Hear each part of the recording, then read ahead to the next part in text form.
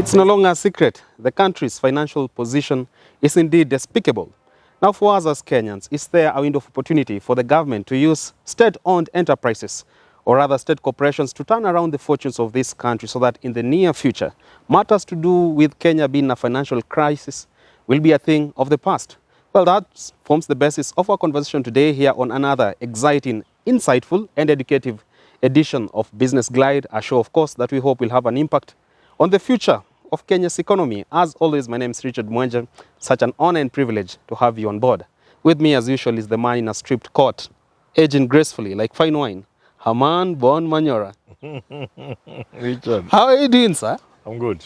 I just landed straight from the airport to this show. Imagine. Yes. Welcome, Kenya. Greetings from people of Sierra Leone. Yeah, good. People are wondering, why am I today in a t-shirt? It's perhaps why. Oh, yeah. That Welcome. shows how much I'm This dedicated country to is them. beautiful. All right. Yeah. So we've seen the balance sheet of the country, of course, was just edited very recently by Kenya Kwanza government officials led by William Ruto. And he came openly and told of the financial position of the country. In as much as that is not the country's, of course, financial account is not more of a savings account, but literally just shows how much we are in murky waters financial-wise. Going into the future, if we are looking at getting revenues from state-owned corporations, how hard is it for us probably to now get as much as we need from our investment in these very state-owned enterprises? There has been a debate that has persisted for years whether government should do business or not. Many people tend to think government should facilitate others to do business, create the environment, but get out of business. Those who see this way have been arguing that any state corporation with in the category of those to make money should be sold to private businesses. Privatization. So that state corporations should be those offering social services. Social or essential services, not money making. All right. But there are others who argue, where it is possible, let government make some money. So there's that debate. All right. Yeah. Still talking on those state corporations that will actually reap us some revenue, we've created agencies for oversight roles. We have the Inspectorate of State Corporations. We have the State Corporations Advisory Committee, that is SCAC. We are in this position probably because we had a loophole in their governance when it comes to oversight. Do you share the same views that SCAC and the Inspectorate of State Corporation might have failed us? Perhaps why the National Treasury will say we are reaping minimal from our state-owned enterprises. No, you don't start with SCAC and all those other bodies. No, you look at the whole thing holistically and ask yourself, as Kenya, do we want government to engage in business or we don't? You look at the pros and cons. Now, if you agree that government can make money, then you say how. I'm of the school of thought that government should make money. I belong to the school of thought that argues that we can reduce our taxes significantly if we had other sources of revenue. My argument is supported by what has happened in countries like China. For a long time, China was doing saving. Now you can see where they are. So we need to make money and do savings as a country. Then we can do big things. But so long as we think all the money we need will come from taxation and from borrowing, then we shall never make it. We need to make money. You need to make much money. But you have to change. Do these state corporations, can they work the way they are? These are cash cows. Who is appointed there? We have to re-engineer all those kind of things. All right. Yeah. We'll get there, but still talking matters their financial position. We've seen a trend for Kenya Airways for a number of those big, that we call them the pride of the nation when it comes to state corporations. They are still over-relying on external checkers, that is, say, multilateral lenders, International Monetary Fund, World Bank, and so forth. How hard, or rather, how treacherous is it for us to look at a development pattern of state corporations that is more of one of self-reliance, money from our internal here as Kenya, instead of just staying and looking out for IMF, which oftentimes will come with conditions. And actually, let me add a rider to it. Do you think, sir, that even those money that we give in conditions actually work in our best interest or the interest of such lenders? Because if you get money from people, they will call the tune. And you never get the best out of your corporations. How about on self-reliance? Yeah, that's why I'm coming, and that's why I'm going. I think, in my view, if a state corporation cannot make money for which it was established to make, then we don't need it. We don't need it. If you are established with the sole purpose of exploiting the potential of a certain sector to make money for government, and you don't make money, instead you go and look for money from the exchequer, I should go home. We should close it. But having said that, I must also add, it is possible for us to recruit only those who can do something. You come and say, Richard Mwenja, we have this Parastatal. We expect it to be making so much money per year. Are you able to do that? Show us how. We look at your plans, how you can make it move forward, how it can make money. We say, go ahead. Sit there. You want to be facilitated? Yes. In which manner? This manner. Okay, go ahead. What then happens to the so-called political refugees who should be given this one as we rewards? should stop that. That must be a thing of the past. This country will collapse, and I've been singing this song for long. This country will, one day we'll wake up and find we have no country. A number of Kenya Kwanza politicians... Kenyans think it is difficult. Richard, one day we will wake up and we find we have no country. Left for the dogs? Nothing is working. No, there may be nothing like physical disturbances or riots or revolt. No. It may just be that government can't even pay salaries. Yeah. Planes are not taking off. Yeah, it will just that we just completely come to a halt. So there's a small window left for us to do the right things all the time.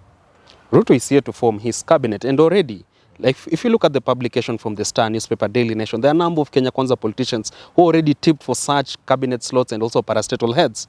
For you, sitting here as a political strategist and also as a public scholar, will time actually be ripe enough for you to now let Ruto know that he should do business a little bit different this time round before you actually go out and declare those names to the public? I said this. I said Raila Odinga, William Ruto, during the elections. If you take over government and think it is business as usual, you'll fail. This baby will die on your laps. I'm telling you. You know, Kenyans think Sri Lanka is so far. We are just a step behind Sri Lanka. But you're the sixth wealthiest. This is a very fragile economy. This economy cannot take a beating. During the post-election violence of 2007, 2008, within 2 weeks there was nothing in the supermarket. If the disturbances had continued for a month, Kenyans would have died from hunger. But probably our this economy cannot withstand certain upheavals. It cannot. Don't you think our comfort is coming from the background of us having been named the sixth wealthiest country in Africa? Which is this? Wealth can only be felt in the pocket. You can say we are number one for all you care. We care. Say Kenya is number one. Forget about number 6. Kenyans want to feel it in the pocket. Not in the media Kenya reports. Number 6. 6, which one? Now watu wanakufa na njaa. I can't where people are eating dogs. How can you be number 6? In Africa. My friend. Come on, sir. Maybe we are number 1. Who knows? Kenya can be the 6th richest economy. But I want to feel it in my pocket. But if you're looking at, if you've times on end rubbished off Kenya Airways and saying this is just a going concern which will actually be done away. But then again, the government could be looking at it as a corporate, which is more to bring out face value, the international reputation of Kenya in the public world. It is the pride of Africa. Those days of pride are over. They are over. We don't need that. Either Kenya Airways should survive as a business or it goes home. Nothing to do with identity in the in fact, you are staring at the people who are going to lead demonstrations in the streets. Let the government pour money there. Wacha waendelee kupeana Kenya Airways pesa. We shall demonstrate. Come on. To tell government off. We cannot allow that. Because this money is just eaten by people. Not that we don't know. The game at Kenya Airways is a known game. It's for people to make money. Ruto talked of state capture. That's where state capture is. Let's see. What then do you make of the numerous... Let's not hear. Taxpayers' money is taken to Kenya Airways. To bail out. Yes. Bail out, nothing. We don't want to hear that. You seem to ooze so much confidence on how best you can turn around fortunes of such state corporations. How soon are you forgetting, or how easily are you forgetting that we've seen a number of task force being set in place? They have offered their recommendation. These are expatriates. then how different could your view be from that of them? Those are people who tell us to buy planes, excess, then after 2 years tell us to sell them at a loss. These are people who tell us to take planes, passenger planes, convert them into cargo because Corona has come for a year or 6 months. These are foolish people. How can you listen to foolish people? All right. The approach is simple. And I've given an example using university because that's where I work. Those are micro examples. If Manyora is the president, I will say I'm looking for Vice Chancellor, University of Nairobi. And say, if you think you can do what I want you to do, make your application. I'll give you, after shortlisting, I'll give you 1 hour with me in State House. After 1 hour, you'll come back to me in 30 days' time. Fixed appointment, utakuta nimekaa chini ya mti State House. All right. What will I ask you to do? Show me how the University of Nairobi will make 50 billion every year while maintaining its core, remaining with its mission and calling of a university, but making 50 billion after 2 years. Do you see that? Show me how after 5 years, the University of Nairobi will never come for 1 shilling from the exchequer. 1. And you'll be paying your professors well and the other workers well. All right. That's the only interview I'll have. So you can extend it and cascade that to other state corporations. Just come and tell me as the president. All right. How you can make Kenya make all the money it should make. Anything else I don't want to hear. All right. Si ni kitu rahisi. Hakuna story mrefu. This is a simple. Interviews should be as simple as that. All right. Just tell me. Only those with the capacity. If you want to be principal of Lenana School with 240 acres of land or thereabout, tell me how you never charge fees to 50% of the students who will come from poor parents. Just tell me that, and I give you the school to be the principal. With 200 acres. Lenana should be educating 1,000 students free. Because even if you just plant Napier grass alone, Wakikuyu wanakuja ukata tu na kuweka dharau kwa pick up. You do nothing, just Napier grass. Kwanza mwenye amekata anapalilia hapo na kuweka CAN. You can pay fees for all the students for free. This is the direction the country has to take. All right. Where if you have a state corporation, you just advertise. And the people who come for the interview, it's a very simple interview. Look at the balance sheet of this company. Look at how it has been performing for the last 10 years. Take it from where it is to where I want it to be. Do you have the capacity? What do you want us to do? I tell you are stupid, get out. Another person, stupid, get out. Fanya. That's where this country must go. It's not a question of, no, don't bring people with all manner of English for interview. Kizungu mingi na certificate. CV inatoka hapa mpaka Rwanda. Lakini ukimpa nothing. 84-page CV. Yes, 120 ya magoa. Status is watching. Probably they'll take you up. Let's wait and see. Okay. We have seen the Office of the Auditor General. It has flagged out the issue of course, our wage bill being one that is too high compared even to our regional partners, Uganda, Tanzania, and so forth. You are a public servant. But then again, how do you explain the insatiable appetite for civil servants to amass as much as they can the facilitative allowances? SRC raised the issue under the stewardship of Madam Lynn Mengich. We are still, even the new administration, there will be people going to office in a tie to just harvest the per diems, allowances, one after the other.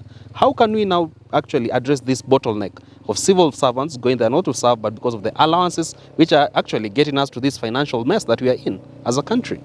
SRC is a big joke. Let's not talk about it. But let's talk about the situation. Leave SRC. Those are just a big joke. You need to pay civil servants and public servants well. That's the genesis of the problem? You must start with the basic minimum wage in this country. No Kenyan should earn below 50,000 shillings. That's where you start. Around 40, 50,000. You start there. Then you go up. Then there are the differentials. The difference between the lowest paid person and the highest paid, there's a calculation figure of 20 to 1, something like that. So that there's not, so that people do not earn 2 million, and there are people in this country who earn government wages of 15,000. So you start with 50,000, the basic minimum any Kenyan should be paid, especially in the urban areas. Then you pay workers well. Then you facilitate them to work. Let the working in workplace environment be conducive for the work. If it's a doctor, let the hospital be equipped and he's well paid. You don't need anything else. No allowances, no nothing. Mimi ningekuwa president, hakuna mikutano ya Naivasha na Mombasa na wapi, nothing. Sawela Lodge. Hakuna kutravel outside kwenda kutrain. What is this you are training that Manyora cannot train you here? For free. If there's a training that is required in some sector, let us ask our universities, public universities, to craft that training and offer it for free. You get it? Hakuna Naivasha, hakuna nini. Benchmarking. Nothing. The world now is internet. You wish you want to know what's going on in Israel, you don't go, you just go to the internet. Hakuna vitu kama hiyo. But pay people well. Hakuna allowances. That is where the diagnosis should start. There is no allowance anybody would get. Because you cannot have a working economy with a lot of wastage. So the problem in the public service is not the salary people are paid. No. It is the wastage in forms of allowances and traveling and all manner of stupid things, which should just come to an end. All right. Simple as that. I see. Yeah. If I'm the president, you are inviting me, or come and open you where in Naivasha, I tell you where. With a whole delegation behind Ukiwa you. na kitu parliament muniite hapo nitakuja. Hapo parliament. Kuna grounds hapo. Tunafanyia kamkunji yetu hapo. That's the country. But I want to repeat this because some people watch me and they get to talk to the big people. If you are watching me and listening to me, one day mutaamuka mutakuta hakuna inchi. You'll blame yourselves. You continue wasting money in terms of all sorts of games. Cheap games, Naivasha, Mombasa, what? You flowers in the office, you what? Israel, Egypt. I know people close to me, I hope they are not watching and listening, who are putting up houses merely from allowances. I know, I can name 100 of them. Civil servants, you Yes, say? civil servants. Leo wako Mombasa, amenunua mabati. Akitoka huko anaenda India. Akitoka India wako South Africa. Akitoka South Africa wako Naivasha. Akitoka Naivasha back to Dinner in Uganda. Nyumba inaenda finished. Look here. Mutaamuka siku moja, you'll find there's no country.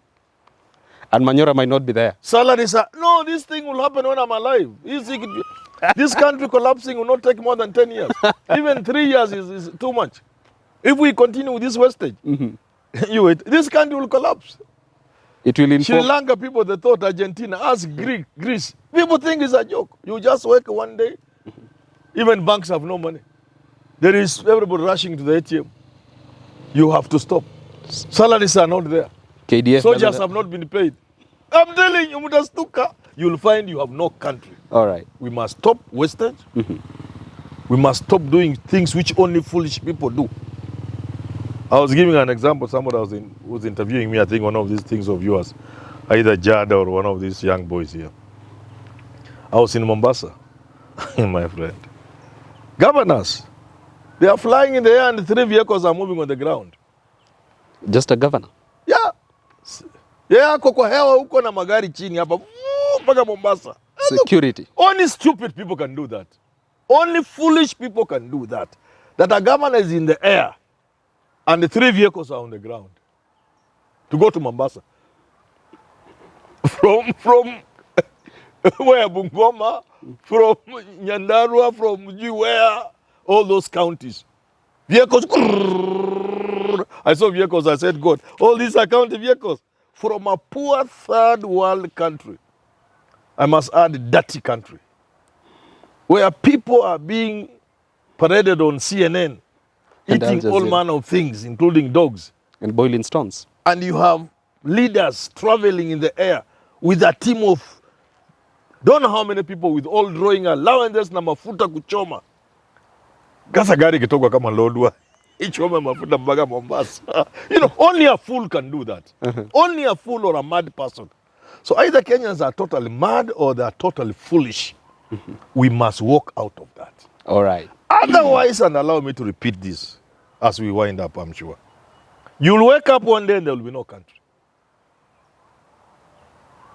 You'll just wake up and nothing is moving. Nothing is working. Yeah. What?